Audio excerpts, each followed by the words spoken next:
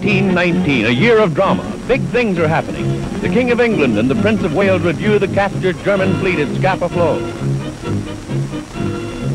Clemenceau and Wilson, Lloyd George and Orlando write history in the Treaty of Versailles.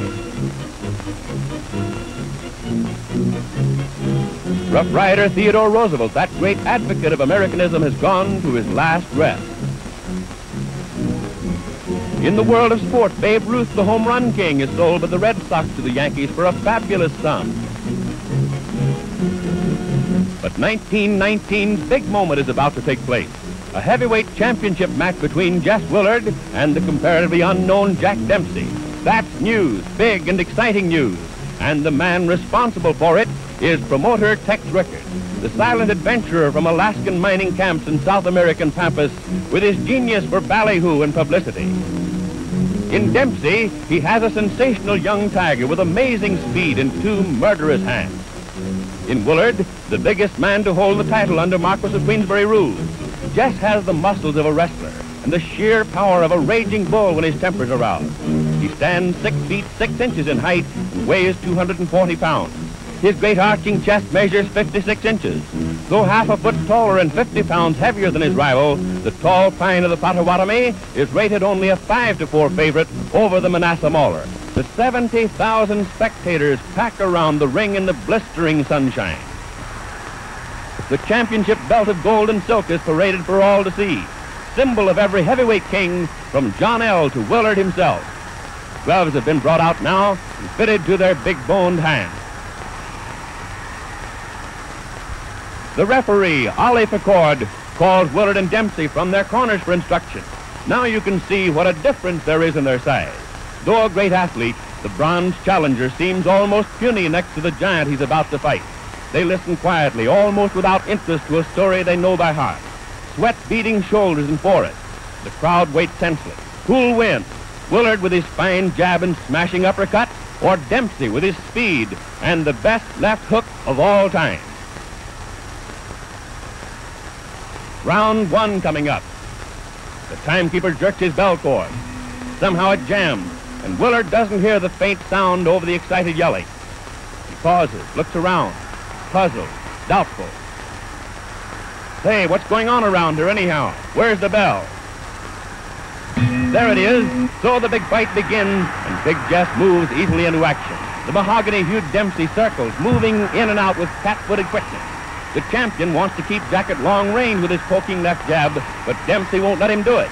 He's never still for an instant, bobbing and weaving around. It looks like a test of speed against power, and Willard has no chance to get set against Dempsey's speed. At such a pace, there's a lot of missing and a lot of clinching. It's bound to be that way, but it's only a warm-up so far. Each is trying to figure out the other's defense, to open him up, nail him with a punch.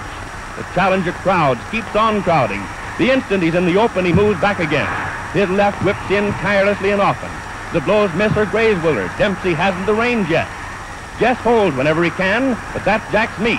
Nobody's strong enough to tie him up for long, and trying to hit him is like trying to hit a sunbeam that moves away. Dempsey's hands are in motion all the time. Willard tries to block with gloves and forearms and elbows, but he's compelled constantly to retreat. What else can he do against the endlessly moving little man?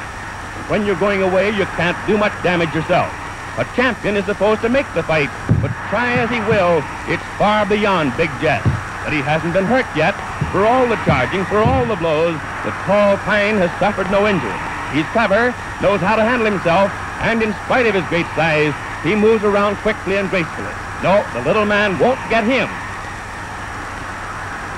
They maneuver around the center of the ring. Now watch. There's that big left, and Willard's down.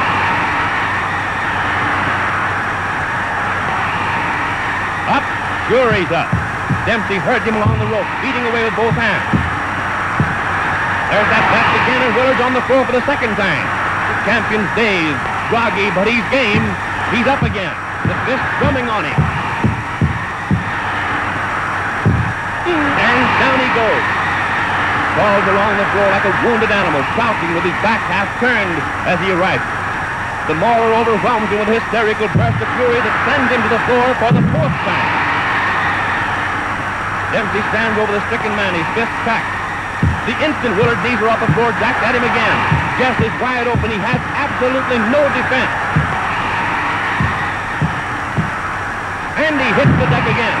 Courage, just plain courage, instinct, whatever it is, flings him blind and staggering up to his feet.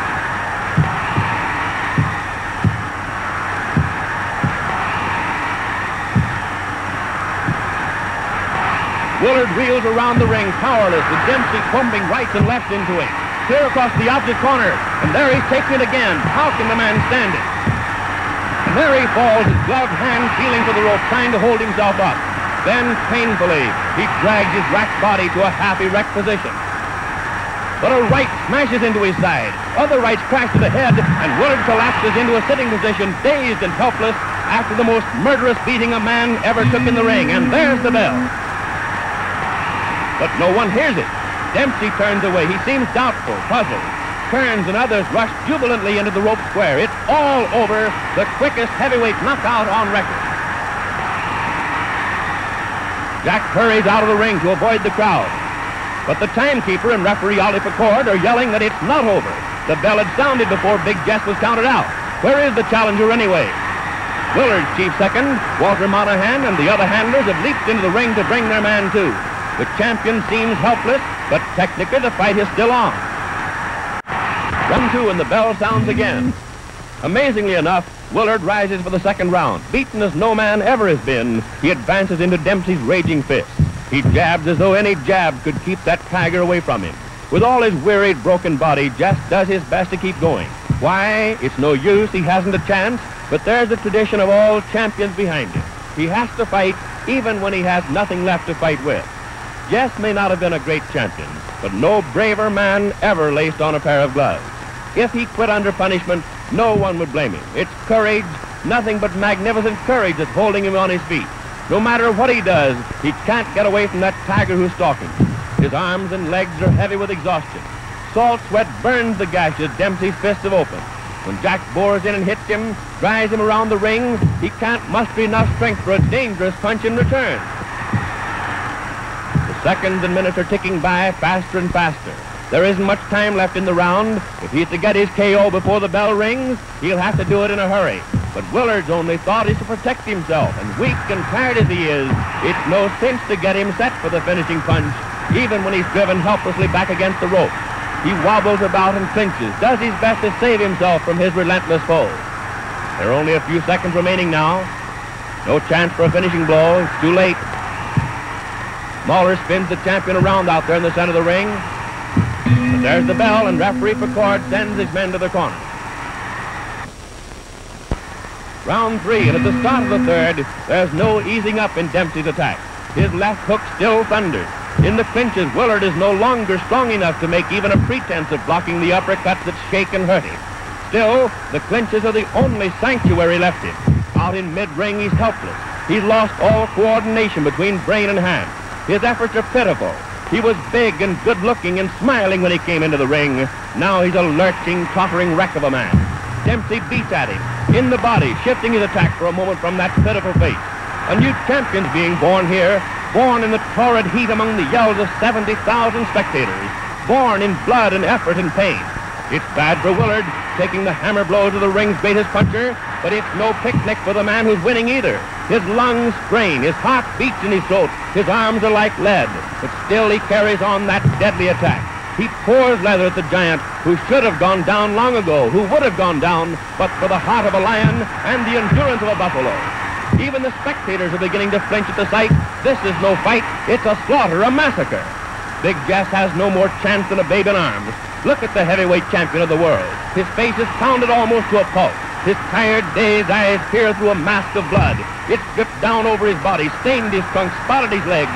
Even Dempsey's smeared with the sanguinary fluid. Each time the Mauler goes into the clinch, he gets more of it. Why doesn't the referee stop it? Why? But Ollie Picord comes from the old school. There's only one way for a champion to finish, they say, and that's on his back.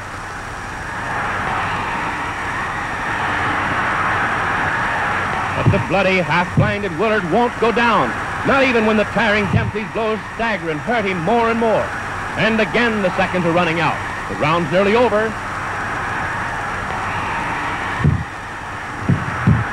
And the impossible has happened again. Big Jess has lasted through this another murderous round with this roaring Dempsey.